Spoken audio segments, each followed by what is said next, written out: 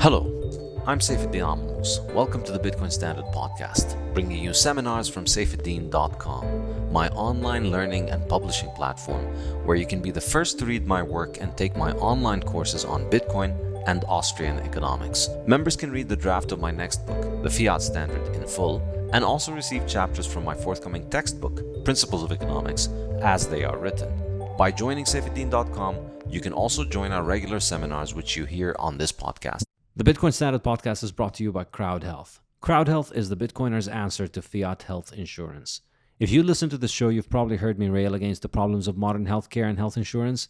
Crowd Health is a brilliant new solution to this problem that leverages the power of Bitcoin to help people get affordable healthcare. Crowd Health holds its cash reserves in Bitcoin. It negotiates with healthcare providers on your behalf and gets you much better rates by offering to pay them cash, upfront, without having to go through the expensive bureaucracy of modern healthcare insurance. It's a solution that works better for healthcare providers and for patients by disintermediating large insurance companies who have the wrong incentives and are constantly raising costs. I'm very happy to have signed up for Crowd Health, and I'm really excited to support them as they disrupt the fiat health insurance industry. Go to joincrowdhealth.com and use the promo code Bitcoin to get a discounted starting rate. Coinbits. Coinbits is a great way to introduce your pre-coiner friends and family to Bitcoin. Get them set up in under a minute and help kickstart their journey by turning everyday spare change into Bitcoin. This Bitcoin-only app takes the uncertainty and fear out of Bitcoin saving by rounding up debit and credit card purchases to the nearest dollar, then using the difference to buy Bitcoin. Set it, forget it, and let the app automatically tax your high-time preference spending by saving the hardest money ever. Want to save in Bitcoin faster? Customers can multiply their roundups up to 10x or adjust their savings frequency for weekly or daily Bitcoin stacking. Coinbits is built on a sound, tried and true dollar cost averaging strategy that turns Bitcoin's volatility in your favor. Once you've gotten a private wallet set up, Coinbits encourages you to withdraw your Bitcoin to your own private wallet and embrace the Bitcoin Standard way of life. Start stacking on coinbitsapp.com and save your time and energy in the soundest money ever. The Bitcoin Standard podcast is brought to you by CoinKite. CoinKite are my favorite makers of Bitcoin hardware. They produce the legendary Open Dime, the first Bitcoin bearer asset, as well as the reliable Cold Card hardware wallet, the excellent stainless steel seed plates for storing your seed phrases, and the block clock. Now, CoinKite have produced the Sats card, a card the size of a credit card which can store Bitcoin and works great as a gift. CoinKite have just produced a limited edition gorgeous Bitcoin Standard Sats card, which carries the Bitcoin Standard logo, and you can get it from coinkite.shop/Bitcoin Standard. Use the code Bitcoin Standard to get 5% off your purchase. Get paid in Bitcoin regardless of who you work for and regardless of who is paying you. All thanks to a premium service I personally love and use, and that is Bitwage. Thanks to Bitwage, I receive my book's royalties in Bitcoin. It is cheaper, faster, and easier. It is a true set it and forget it system, and Bitwage has been offering this premium service since 2014. Anyone can sign up and use it right away. No restrictions or limits, fully non-custodial. You can even split your incoming payment, get part in Bitcoin and part to a bank account you specify. It could not be easier, and I cannot recommend Bitwage highly enough. Go to bitwage.com and sign up now and get paid in Bitcoin with your next payment or salary. Hello and welcome to another episode of the Bitcoin Standard podcast. In today's podcast, we're going to be discussing the bankruptcy of FTX. FTX was considered one of the biggest exchanges in the world, and its CEO and founder was widely considered a genius for his success. Last week, the entire thing came crumbling down with massive reverberations across the digital currency industry and a lot of attention from the wider world. We go over the events that led to this collapse and what the likely implications will be, and what Bitcoiners should do to protect themselves. Lots happening this week. Pretty eventful week in Bitcoin world. Quite striking. Seeing a lot of people saying this is the worst day they've ever experienced in crypto. And I think, nature is healing. A lot of people who had not experienced a lot of bad days in crypto are getting the taste of what it feels like to be invested in stupid scams. It's really interesting. A couple of weeks ago we were discussing this here, and yeah, I think it's very interesting. He's definitely got the CEO of FTX, Sam Bankman-Fried. Definitely a very interesting character. I think a lot of suspicions were there even before the solvency stuff became clear. The whole thing looked really shady, and I still go back to the point that I kept making, which is that it doesn't make sense that he showed up out of nowhere and then was foisted as the crypto king, because he became crypto king before anybody had ever made a meme about him on the internet. This is, I think, the key thing. If you think about all the other major exchange CEOs, Arthur Hayes at Max, Strong at Coinbase, Bracken, going on. There's so many of them. All of these people were, they became well known, and their exchanges were well known, and people were using their exchange, having a crappy customer service feedback to post on the internet and complain about their service before these people became household names in the industry, before they became crypto kings, as the press likes to call it. But this guy, he came from the outside. I remember the first time that I heard of him, and I think I mentioned this last time, the first time I heard of him, somebody had emailed me from some magazine saying, we'd like to talk to you about the rise of this guy. And I was like, who? And they were talking about him as if, he is the most important authority and most important person and most important player in the entire crypto space. And that I should obviously know who he is. And that, as somebody who's writing books and getting airtime in the Bitcoin space, I clearly know who he is, in the same way that I would be expected to know any major figure in the industry, like he's Satoshi or something. And I remember having to Google him to find out who he was, and then finding all these press articles about all the money he made. And I thought, that's interesting. But then I remember many people shared that. I think this is what I noticed when the red flags happened. Like for me, initially, it was like, wow, shitcoin world is so big that somebody can make it into billions in shitcoins, and I'd never heard of them. Then I noticed more and more people sharing the same experience, which is, where did this guy come from? And there's very little evidence that he was around. And in fact, I don't know, the entire story is still very shady. So I still don't know what is going on. I still don't really believe all of the, I don't know what to believe, but there's clearly a problem. But I guess the simplest explanation is that he's just been running a Ponzi scheme, and he exaggerated initially his own fortune. He exaggerated the amount of money that he made trading, and he bought some media to portray him as some kind of genius who made a lot of money. And if you remember last time, we said none of that stuff makes sense. His previous story. So initially, the idea was that he worked for Jane Street, and then he left Jane Street, and then he worked on the Korean exchange premium, because Bitcoin was more expensive in Korea because you couldn't get fiat out of Korea because of capital controls. And so he was buying Bitcoin in the US and all over the world and sending it to Korea and selling it in Korea, and made his money through that. And then he did an arbitrage trade, I think also in Japan. But I know people who were into that. It was very difficult to get money out of Korea. There's no way that he was doing that. There's no way that he made billions doing that. And a lot of Korean firms send more money in and out, and they can take advantage of that arbitrage opportunity much better than some guy, some random person. I know people who worked at Jane Street who told me, they made money from that because they're a big bank and they have an enormous amount of liquidity in Korea and outside of Korea, and they can move money around much more easily than random plebs. So the idea that he'd make so much money from that, I think, makes no sense. Also, it's not like it was this incredible market opportunity that only he, because of his genius, managed to find out. Everybody knew that opportunity was there, but it was just very difficult to take advantage of it for everybody. So I'm not sold on that. And then the second thing, remember the Bcash idea, that he was 2017, 18, he got into Bitcoin and he was really fascinated by Bcash. Now, if he got in at 2017, 2018, that was the peak of the bubble. And then 2018 was all downward bear market. And it was brutal bear market for Bitcoin. It was even more brutal for Bcash. Bcash just got completely destroyed. There is no way that you are bullish Bcash in 2018 and you come out of 2020 extremely rich. It just doesn't work that way. You had to have gotten wrecked. So none of that makes sense. But then, I don't know, he managed to get investors.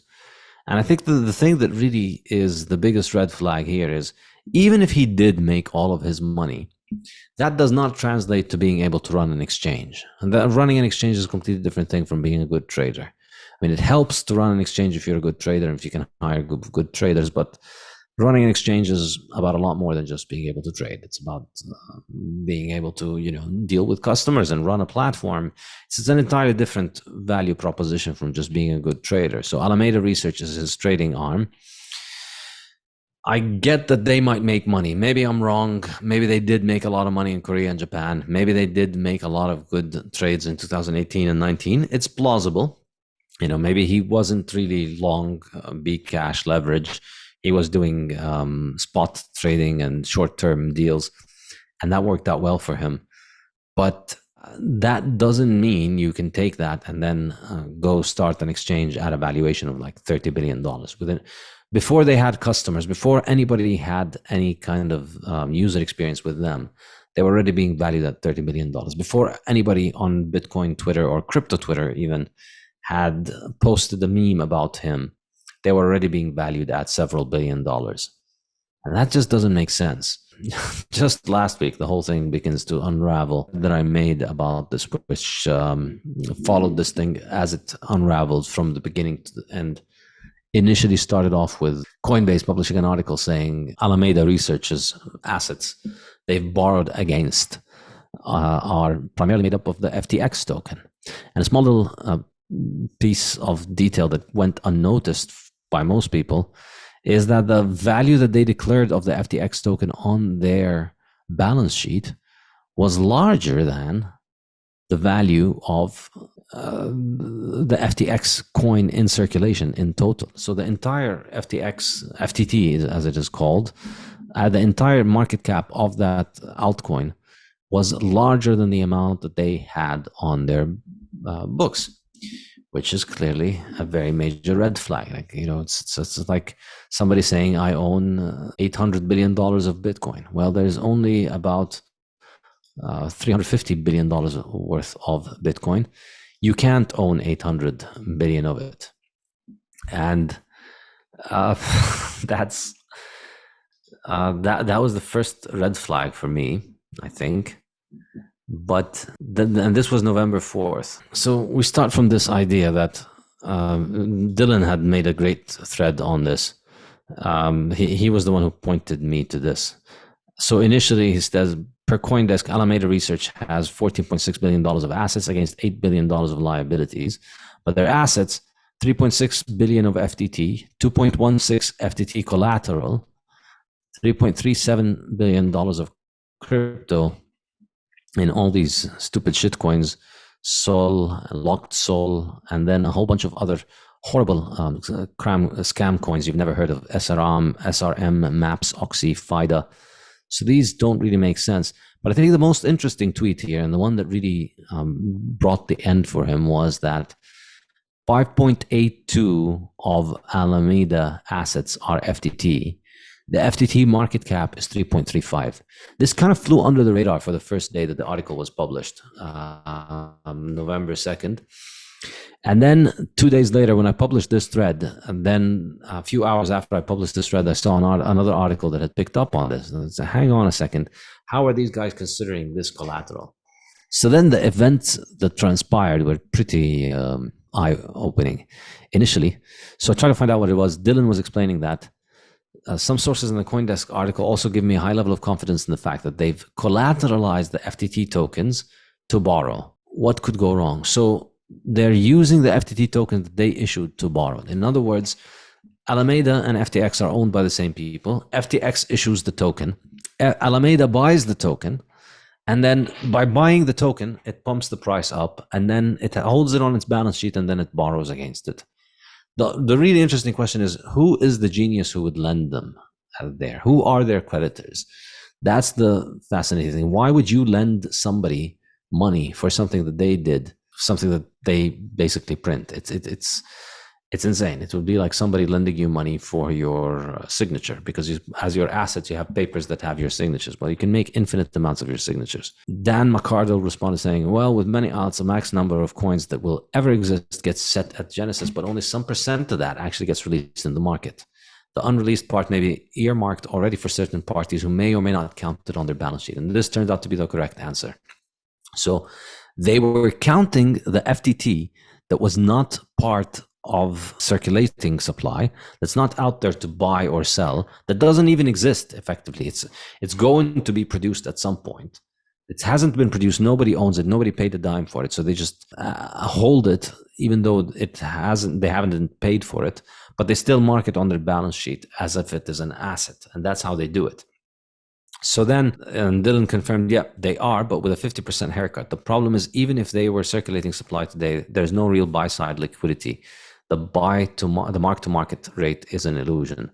So yeah, so they counted these at half the price. But of course, that's ridiculous, because if you sold these on the price, on the market, then you would tank the price, because the amount that they had was almost as big as the amount that is in circulation. So you double the supply, you're going to bring down the price significantly, not just by half. It's going to dump the price, and then nobody's going to want to buy it when it's dumping. So you can't just hold the tokens and count them like that. But apparently people were doing that. So essentially, and why would anybody want to hold this token? The idea is that if you have this token, then you'll get discounted trading fees and referral fees. So here we are.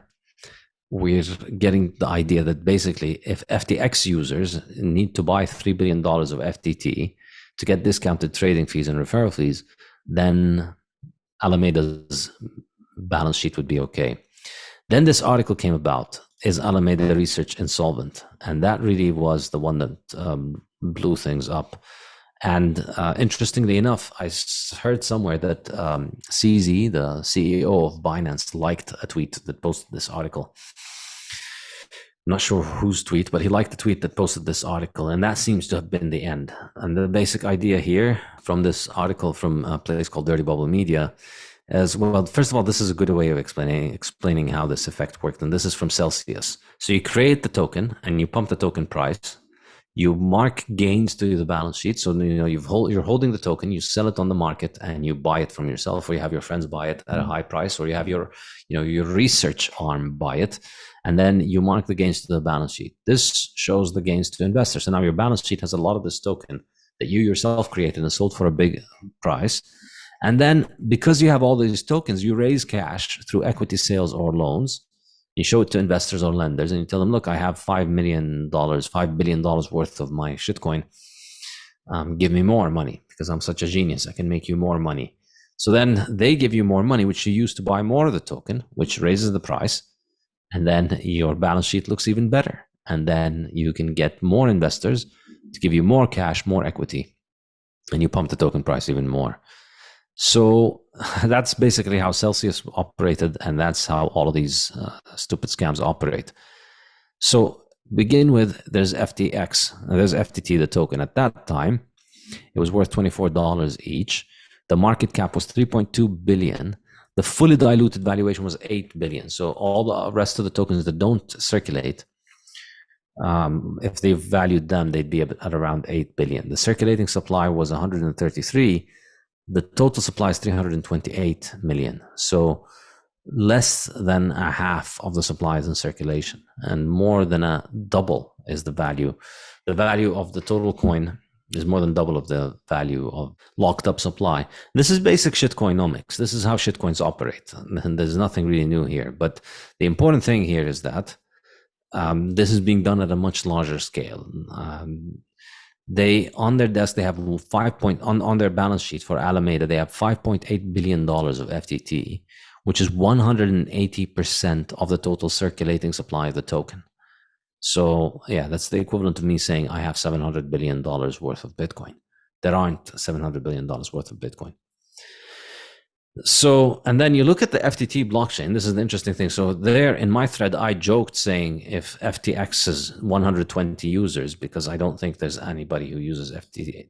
I mean, not anybody, but not a lot of people use FTT. I joked saying not a lot of people use FTX.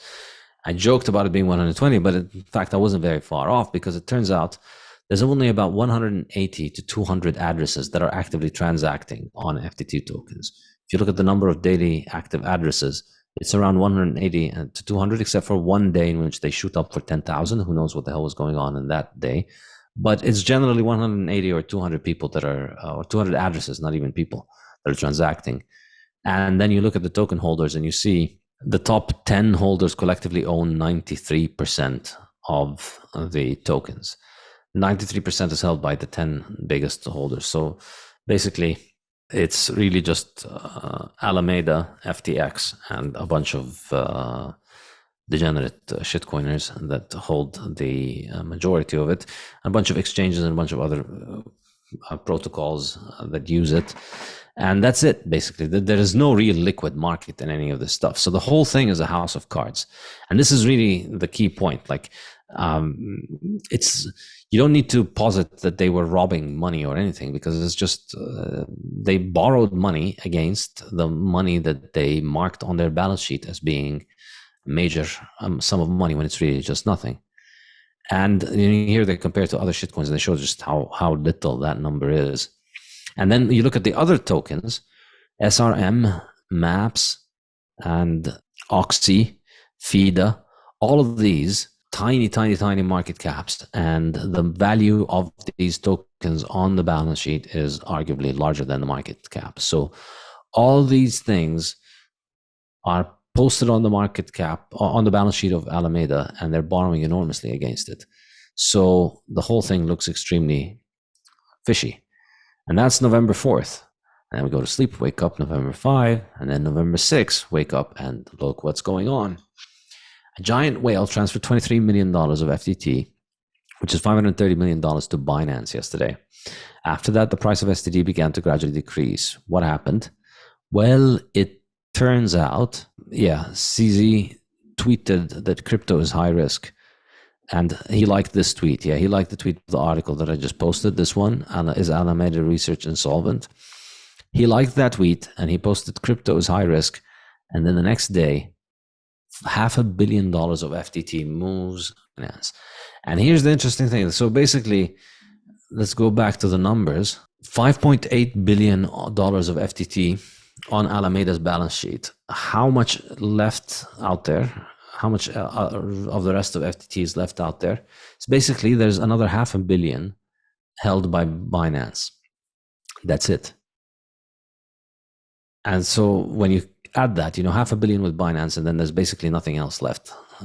So Binance is all the liquidity. The only person holding it is Binance. And Binance was an early investor in FTX, and they got some of their money out of FTX in the form of that token, and they were holding on to it. When CZ read that article and saw that, well, all that they have on their balance sheet is just this token, well, you know what? I don't need to be holding this token for them. I don't need to be propping up their entire business, because basically, if they manage to get CZ to hold $500 million worth of FTT, then their entire business is built on CZ holding that. Like the entire house of cards is built on the foundation that CZ is holding $500 million of FTT. If CZ doesn't hold $500 million of FTT, then the rest of the demand for the token is practically zero. And so he starts posting. And so then this happens. CZ likes the tweet, moves $500 million, and then we start seeing the price of this crashing, and it begins to look like it's looking like Luna. And then a lot of rumors about CZ, and then Binance CEO CZ, he goes and he posts this tweet as part of Binance's exit from FTX. And due to recent revelations that came to light, we've decided to liquidate any remaining FTT on our books. And not only do they say, we're just going to sell it all at once, we're going to do it in a way that minimizes market impact, which is basically minimize market impact by destroying FTT. We expect this will take a few months to complete. So he's telling the basically few utterly insignificant other holders of this token that this token is going to get obliterated, because for months I'm going to be selling practically 15% of the market cap that I hold of the circulating supply. I'm going to be selling it. And basically very little that they can do about it. And they did suggest that the CEO of FTX told them, hey, we'll buy it all from you at $22, because and then it becomes clear why they're doing that. This was the tweet that she made. Hey, if you're looking to minimize the market impact on your FTT sales, Alameda will happily buy it all from you today at $22. Now, why would you want to buy it? If you actually valued those things, why would you go make a high bid for something that's already on its way to crash? Like, if you really wanted to buy the FTT, then let CZ sell it and let him crash the price, and then you'll buy it at $5 and $10 and much lower prices. Why would you care about maintaining it at $22? Because it's more important for them that the price continues to be marked at $22 so that they can show it on their balance sheet at $22 so that they can continue to borrow against it. So that shows, that was, I mean, it seems like a show of strength. Initially, you look at it and, oh, wow, we have so much money, we can buy all of this at $22.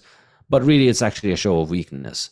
You're saying that you need this to stay at $22 at all costs because you're borrowing against it.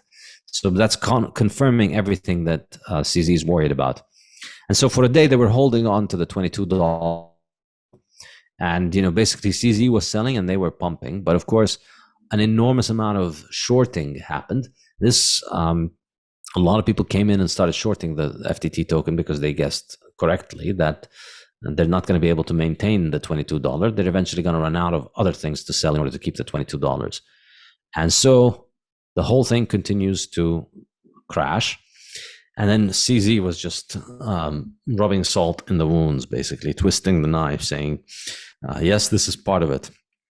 $584 million transferred from unknown wallet to Binance. He's saying, yeah, that's part of our money. We're selling more and more of this. And as he's saying that, the continues to hold on for a while, but only for about a day or something. And then, CZ just continues twisting the knife, saying, we learned from Luna, we're not just going to hold on to shitcoins that are in Ponzi's. And the shorts keep piling in. And for a few hours, it holds on. But then a few hours later, boom, FTX stops processing withdrawals. And then the FTX token collapses from about $22 all the way down to $4. That's it. They couldn't manage to keep the selling. So they were basically defending it with, and before that we saw Pierre Rochard tweeting about FTT saying, Bitcoin is, we're slow processing Bitcoin transactions because our node throughput is limited, which is nonsense. You don't have this idea in Bitcoin. You can just keep processing more and more. But of course, they want it to be limited so that they can quiet down withdrawals. So then the price drops from 22 to 19 initially, or in like a few minutes. And then it drops for a little intermission here. I tweeted, I'd been waiting for this token to break so that I could tweet this. A few months ago, it was, I think, Sam Bankman-Fried said, Bitcoin has no future as a payment network. And of course, he gets quoted in the Fiat Bro Times. The FT love to quote anything dumb being said about Bitcoin. And my comment was, whom the gods would destroy first, they make talk shit about Bitcoin. This is a very common thing in the industry. People talk shit about Bitcoin, and it's, of course, always because they're trying to pump their shitcoin scam. And then it comes back to bite them in the ass. And within a few hours, boom, FTX reached out to Binance, basically the only people big enough to buy them, and tell them, hey, please buy us. We want to bail out the customers. And Binance said, we reached a provisional agreement. We signed a non-binding letter of intent, which is a great way of, getting the free option to buy something if you want, and forcing the seller's hand without having to commit money. But it shows how desperate FTX were, because basically the value of their Alameda research portfolio was high because they pumped the FTT token. And it looks like they were using the customer funds in order to pump all these stupid tokens. And then, of course, we find out that all these big all these big VCs had significant exposure to him. And then we saw, this is essential. A few months ago, he was interviewed in July about what he's doing, what is DeFi. And this is the king of crypto. This is this is Fiat Media. Matt Levine from Bloomberg. He asked him to explain what is DeFi and how does it work. So here you go. And then this protocol issues a token. We'll call it whatever, X token. And X token promises that anything cool that happens because of this box is going to ultimately be usable by, governance vote of holders of the X tokens. They can vote on what to do with any proceeds or other cool things that happen from this box. And of course, so far we haven't exactly given a compelling reason for why there ever would be any proceeds from this box. But I don't know, maybe there will be. So that's sort of where you start. And now what happens? Well, X token has some market cap, right? It's probably not zero. Let's say it's, $20 million market cap. From first principles, it should be zero, but okay.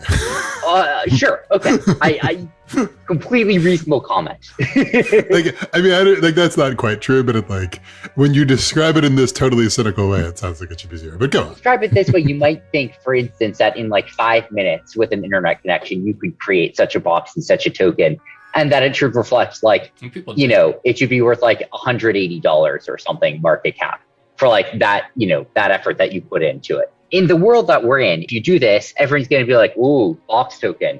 Maybe it's cool. If you buy a box token, that's going to appear on Twitter and it'll have a $20 million market. X tokens being given out each day. All these sophisticated firms are like, that's interesting. If the total amount of money in the box is $100 million, then it's going to yield $16 million this year in X tokens being given out for it. That's a 16% return. That's pretty good. We'll put a little bit more in, right? And maybe that happens until there are $200 million in the box. So, sophisticated traders and or people on crypto Twitter or other sort of similar parties go and put $200 million in the box collectively, and they start getting these X tokens for it, right? And now all of a sudden everyone's like, wow, people just decide to put $200 million in the box. This is a pretty cool box, right? This is a valuable box, as demonstrated by all the money that people have apparently decided should be in the box. And who are we to say that they're wrong about that? This is, I mean, boxes can be great. Look, I love boxes as much as the next guy, right? And so what happens now, all of a sudden people are kind of recalibrating. It's like, well, $20 million, that's it? That market cap for this box? And it's been 48 hours and it already has $200 million. Including from sophisticated players. I think of myself as a fairly cynical person, and that was so much more cynical than how I would have described farming. You're just well, I'm in the Ponzi business and it's pretty good. At no point did any of this require any sort of economic case. It's just other people put money in the box, and so I'm going to too, and then it's more valuable, so I'm going to put more money in. And at no point in the cycle did it seem to describe any sort of economic purpose. And it is sort of real monetizable stuff in some senses. And, at some point, if the world never decides that we were wrong about this in a coordinated way, right? You're kind of the guy calling bullshit, saying, no, this thing's actually worthless. But in what sense are you right? You could see something get market cap in the way that, I don't know, Dogecoin or Shibcoin have, right? Where people are just kind of haha, and then they buy it. And if you're that's dumb, it has no cash flow, I'm going to short sell it, you lose all your money. It's pretty amazing description of what a Ponzi scheme is. Very accurate description of a Ponzi scheme, which is basically people putting in money because other people are putting in money. And then because more people put in money, the price goes up. And then now you have more money. And he's just, the fact that he explains it so transparently is what leads me to suspect that maybe there isn't much that's nefarious going on behind the scene. This is just late stage fiat. In this kind of stupid world, idiots like this can end up with a shit ton of money, and they can just go around. You can be completely ignorant of what a Ponzi scheme is. And, if you're sufficiently good with math and sufficiently malnourished and lacking self-awareness and also slightly on the autism spectrum, it's entirely feasible that you could just go along and do something like this without ever thinking of slowing down and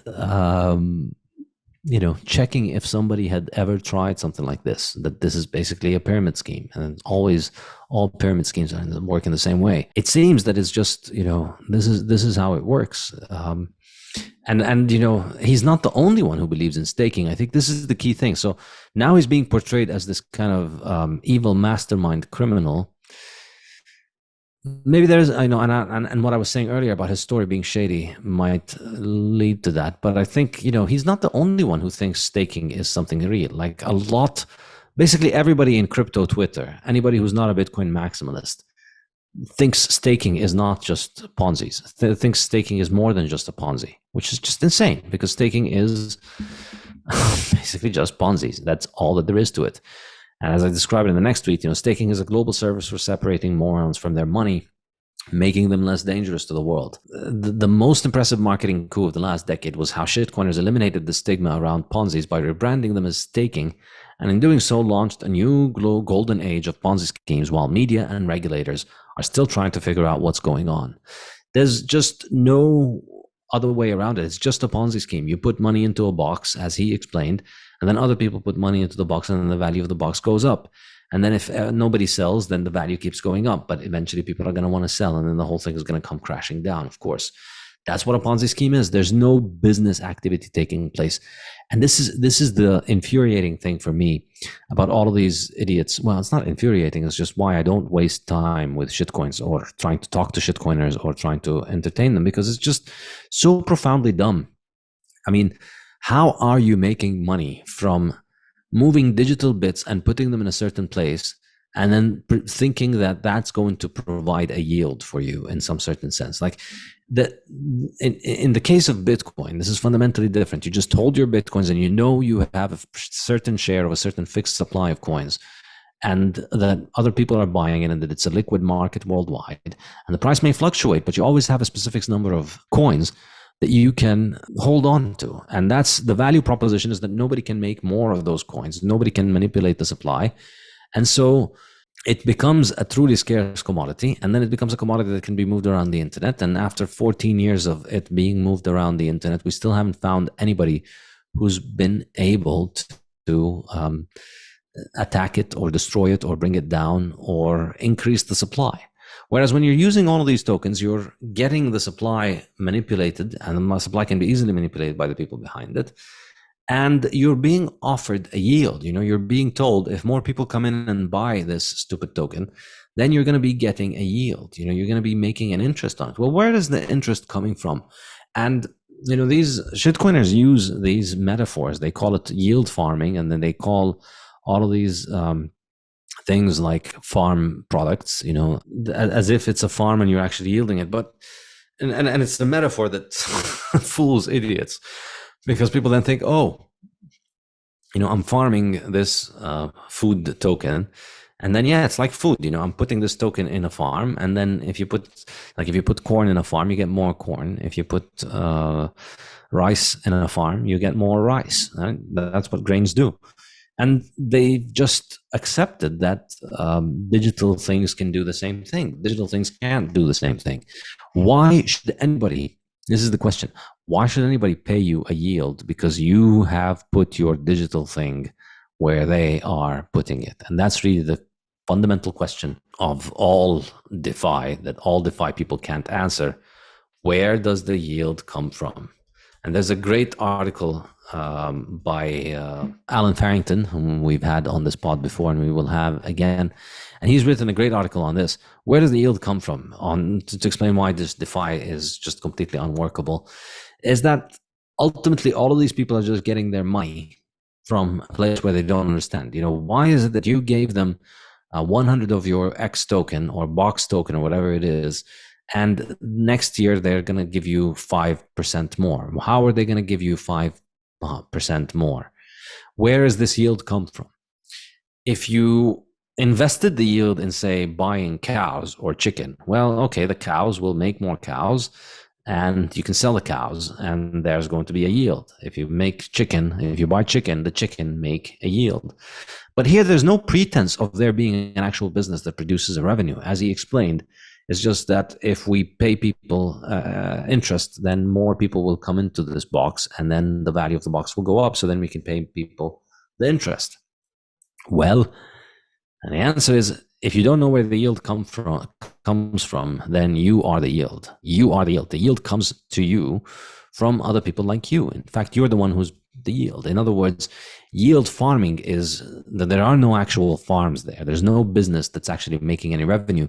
You are what's being farmed. This is the key thing to understand here. And this is how all of this scam essentially functions in this world. And that's, the FTX was a prime location for all of this nonsense. Now, interestingly here, when we look at Sequoia Capital, one of the biggest VCs in Silicon Valley, this is an article that they published on their website when they decided to invest in this scammer. This guy said, I was convinced I was talking to a future trillionaire. Whatever mojo he worked on the partners at Sequoia, who fell for him after one Zoom, had worked on me too. For me, it was simply a gut feeling. I've been talking to founders and doing deep dives into technology companies for decades. It's been my entire professional life as a writer. And because of that experience, there must be a pattern matching algorithm churning away somewhere in my subconscious. I don't know how I know, I just do. SBF is a winner. And this is amazing. And he describes an article, and this article was published just in September, not too long ago, less than 2 months ago. It's selfish not to go for broke if you're planning on giving it all away in the end. Of course, the scheme here was this guy is planning on giving all his money away to charity, and he's on a mission to maximize total happiness for the future. This article is absolutely amazing in the Sequoia website. You can check it out. In it, they describe how basically in the interview, he told them, I'd like to make FTX into a place where you can do anything you want with your money. You can send it to another country, you can buy a banana with it, or you can buy Bitcoin with it. And it's basically, he's just describing what Bitcoin is. He's describing a digital currency that works like Bitcoin. You can do whatever you want with Bitcoin and nobody can stop you. That's it. And he managed to convince these idiots that that's something unique to FTX. And apparently he did it while on the Zoom call, while he was playing League of Legends on the Zoom call.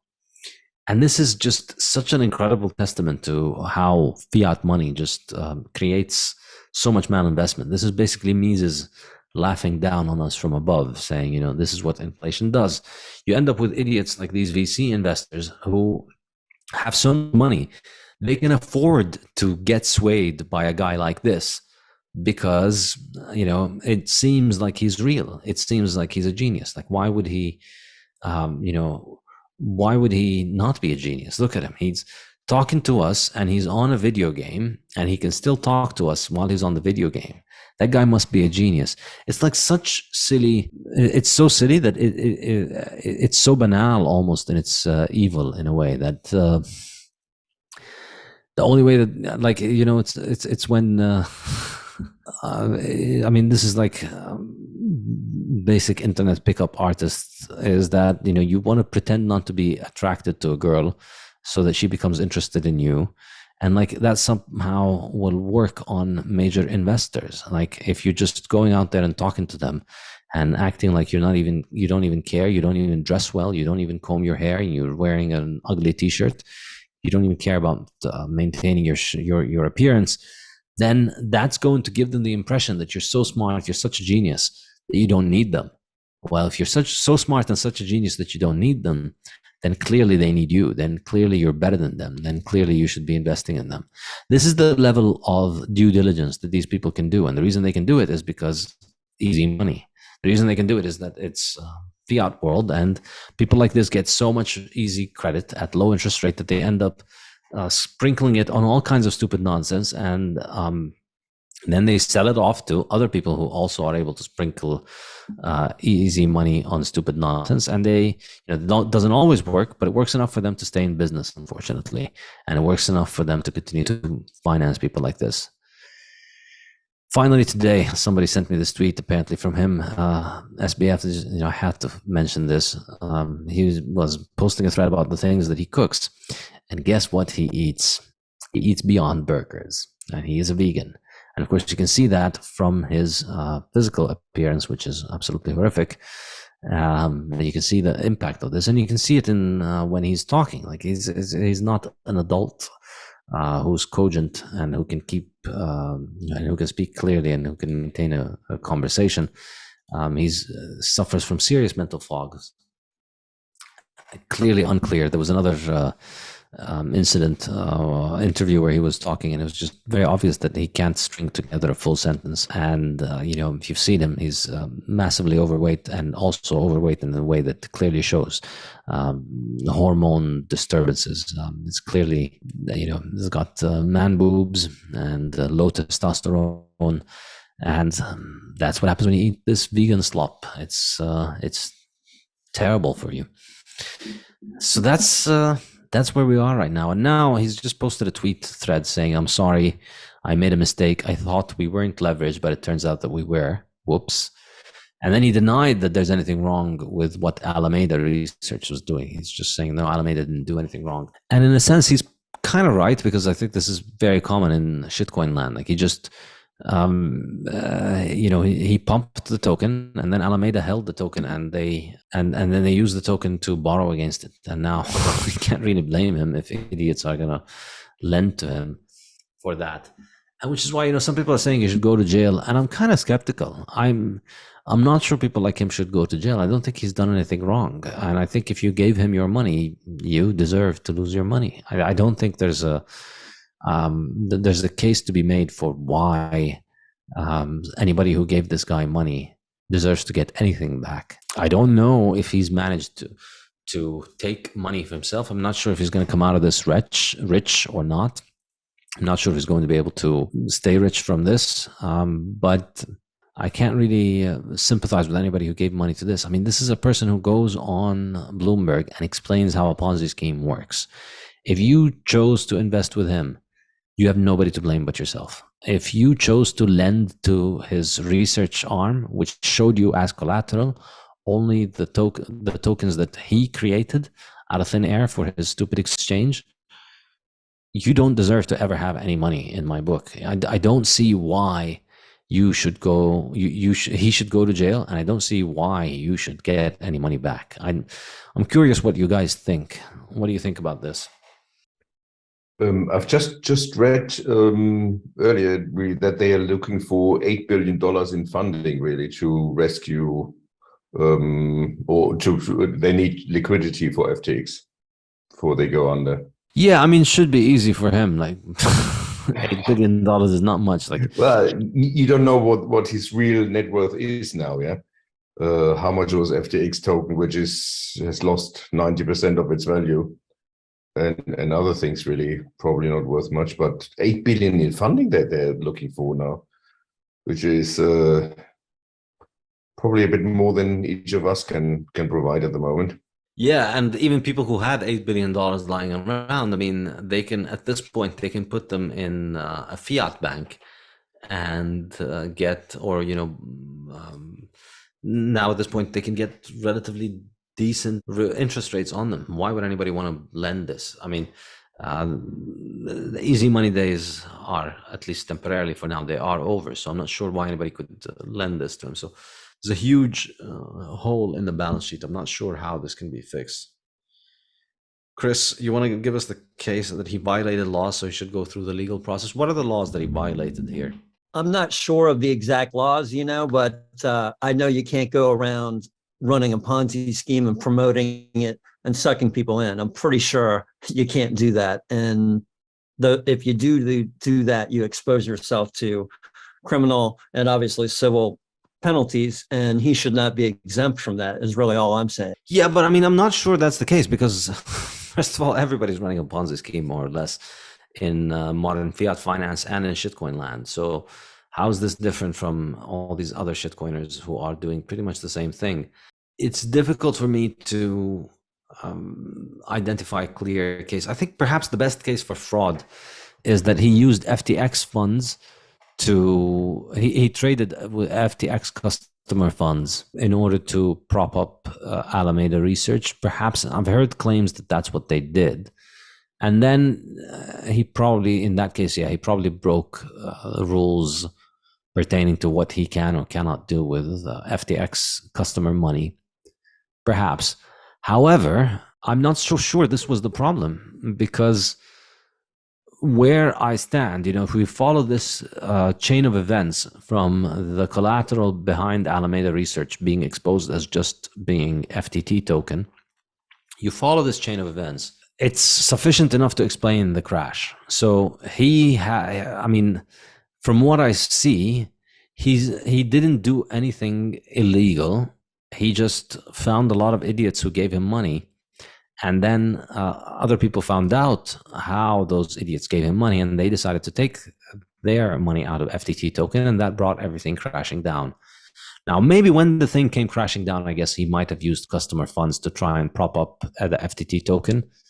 Perhaps, but at that point, the horses had already left the barn. So closing the door wasn't going to bring them back. Or is it the cows had left the barn, I think? Yeah, that's the correct one. Like, from what I see here, I don't see anything illegal, and I don't see anything. You don't need anything else to explain the crash. See what my point is? The point is that if I did the same thing and I managed to find idiots to lend me money and to put money in my exchange, I could recreate the whole thing, and I could bring about this same crash and destroy the value in this currency without me having to break any law. I think this is the key thing. So you just create the FTT token, and this is all transparent. Like, the people who lent him money at Alameda lent him against the collateral of FTT token. What kind of due diligence they did is fascinating. I guess maybe what the case is that he didn't have borrowers, he didn't have lenders at Alameda. Maybe he just had customer money. Maybe he was just using customer money and pretending that was borrowed money. In that case, then I guess he would have clearly broken laws, and he would have, if that were the case, then he wouldn't have been, then he would have been breaking laws. But if he did find lenders to Alameda, if somebody looked at the balance sheet and saw FTT token and all these other tokens and said, yep, here you go, take money and go and play with it, then I don't know. In both cases, I don't think any of the depositors deserve to get any of their money back. Sounds really cruel to say this, but if they get their money back, they're just going to go and put it in the next stupid Ponzi scheme anyway, and they're going to lose it. Like, it's not, this is the problem with bailing people out, is that they don't learn their lesson, and then they just go and they do the same thing all over again. So Chris has posted something from the New York Times. Basically, the quote says that he tried to prop up Alameda Research, an FTX trading affiliate, with billions in funds from the exchange, including customer assets. Yeah, if that was the case, I guess that would be criminal. But then again, in my mind, I think the way that this corrects itself is by throwing him in jail, is by making people lose their money. I just don't think that that's an effective way. Like, if he goes to jail, the lesson for everybody who put their money there is that DeFi is legit, staking is legit, FTX as it stood was legit, tokenizing FTX with an FTT token is legit, and if only he hadn't used his money to prop up Alameda, then everything would have been fine. That's the issue. I think this is the problem, and this is what the fiat system basically encourages, because basically, what he did is what your central bank and your government are doing, except they're doing it, a monopoly currency. What do you think? I just can't imagine what's going to happen when Ethereum comes to roost. That's going to blow up even harder. Yeah, I can't wait for people to be telling me about how nobody could have expected it.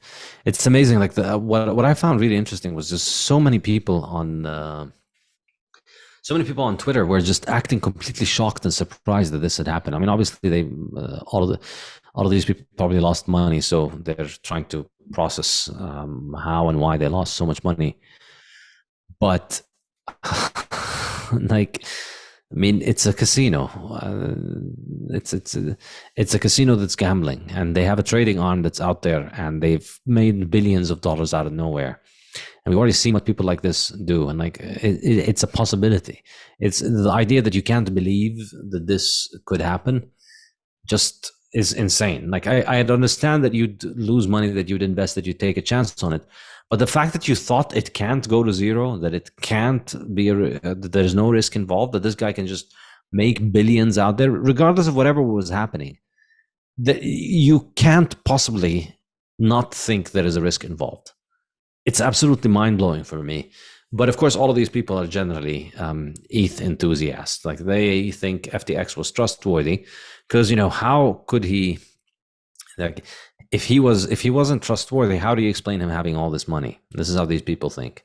Like if somebody succeeds, then clearly they are doing something right, and they're doing everything right. I think it's even worse than a casino, because like in a casino, when you go there, you gamble your own money. In this case, you're gambling with your own money, but the house is gambling with your money as well. So it's kind of even worse. Yep. I mean, effectively, you're not investing in a casino, and you're not putting your money in a casino. You're putting your money in a gambler. You're giving your money to a gambler. And yeah, exactly. I don't exactly sympathize with people who do that. Like, you took on a highly risky investment. You put your money with somebody who went from nowhere to $30 billion in a few years. You didn't expect that losing it would be a possibility. And that's the moral hazard of the idea that we just take this guy and make him scapegoat now and throw him in jail. And then that's just saying that, you know, it's only because he played the game wrong. That's where the problem was. Like, it's like telling people the problem was not gambling. The problem was that he made a bad call on a particular gamble. You know, he just on the blackjack or on the roulette, he just, you know, he made a bad call, and because he made that bad call, we're going to throw him in jail. No, don't put your money in somebody who's, yeah, I mean, if you want to take a bad call, you have to understand that a loss is a part of it. I think you can't go to casinos and expect your bad hands to be bailed out.